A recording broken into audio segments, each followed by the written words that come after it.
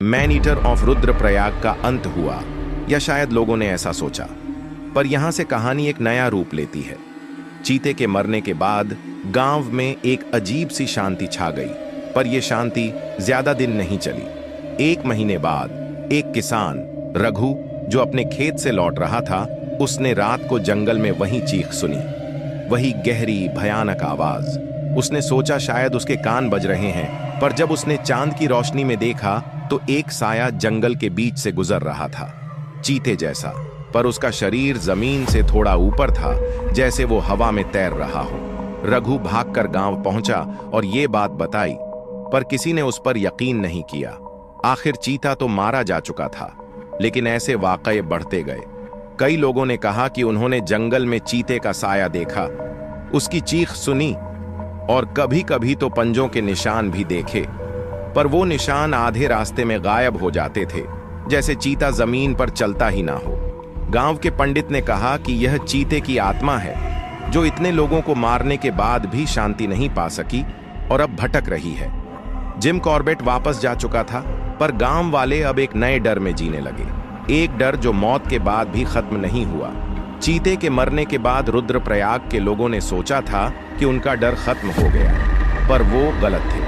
1926 के बाद गांव में एक नया अंधेरा छा गया।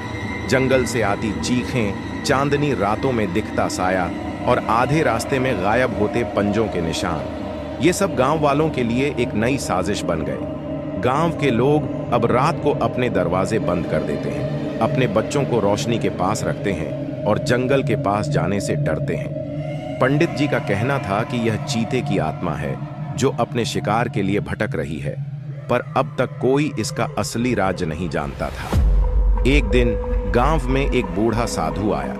उसके लंबे सफेद बाल थे, हाथों में एक माला और आंखें इतनी गहरी कि उनमें सदियों का ज्ञान छुपा लग रहा था। उसने गांव वालों से सुना कि क्या हो रहा है और बोला, यह कोई साधारण आत्मा नहीं है, इस चीते के पीछे एक पुरानी ताकत है जो इस जंगल से जुड़ी है।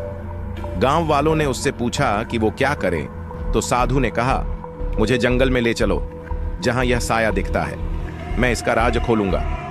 रात के 11 बजे साधु के साथ गांव के कुछ नौजवान, जिनमें रघु भी था जिसने सबसे पहले साया देखा था, जंगल की तरफ चले।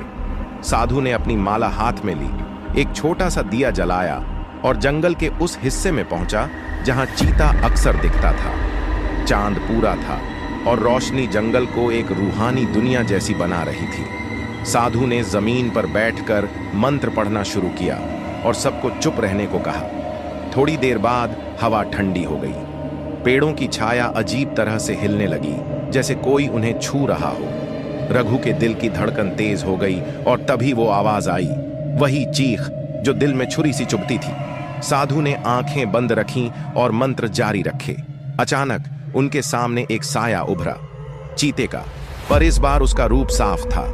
उसकी आंखें लाल थीं, जिस्म एक धुंधले साए जैसा और जोड़ी जमीन से थोड़ी ऊपर। वो साधु की तरफ बढ़ा, पर साधु ने अपनी माला उसकी तरफ उठाई और जोर से एक मंत्र बोला। चीते का साया एक पल के लिए रुका और तब साधु ने आवाज लगाई, कौन है तू, क्या चाहिए तुझे? अचानक साए के अंदर से एक आवाज गूंजी, एक औरत की आवाज, गहरी और रूह कपा देने वाली। उसने कहा, यह मेरी जमीन है, यह जानवर मेरा रूप था, तुम लोगों ने इसे छीना, अब मैं लौट आई हूं। गांव वाले हैरान थे। साधु ने पूछा, कौन हो तुम और क्यों वापस आई हो? साए ने जवाब दिया, मैं जंगल की रक्षक थी, सदियों पहले मेरे परिवार को तुम लोगों के पुरखों ने मारा और मेरी जमीन छीनी। मैंने इस चीते को अपनी शक्ति दी थी ताकि वो मेरा बदला ले। तुमने उसे मार दिया, पर मेरी रूह अब भी यहां है। यह सुनते ही साधु समझ गया कि यह कोई साधारण चीता नहीं था, यह एक पुरानी शक्ति का रूप था जो सदियों से जंगल में छुपी थी। साधु ने गांव वालों को पीछे हटने को कहा और अपना अंतिम मंत्र शुरू किया। उसने जमीन पर एक छोटा सा हवन जलाया, अपनी माला उसमें डाली और एक जोरदार आवाज के साथ बोला, तेरी शक्ति अब खत्म होगी, यह जमीन अब शांति चाहती है। चीते का साया चीखा, उसकी आवाज जंगल में गूंजती रही और फिर धीरे धीरे वह धुंधला पड़ गया। आखिर में एक तेज हवा चली, हवन की आग भड़क उठी और साया पूरी तरह गायब हो गया। सन्नाटा छा गया। सिर्फ साधु की सांसों की आवाज सुनाई दे रही थी। सुबह जब गांव वाले वापस आए तो वहां कुछ भी नहीं था, ना पंजों के निशान, ना कोई साया। साधु ने कहा, वह शक्ति अब चली गई है, पर जंगल का सम्मान करना है। यह जमीन अपना राज छुपाती है। उसके बाद साधु गांव से चला गया और लोगों ने उसकी बात को दिल से लगा लिया। आज भी रुद्रप्रयाग के लोग कहते हैं कि जंगल में कुछ तो है। शायद वह शक्ति अब सो रही हो, पर अगर कोई उसकी नींद तोड़ने की कोशिश करे तो वह वापस आ सकती है। चीते का डर खत्म हुआ। जंगल का राज हमेशा राज रहा। गांव वाले अब रात को वहां नहीं जाते और कहते हैं कि अगर कभी चीख सुनाई दे तो आंखें बंद करके घर लौट आना चाहिए।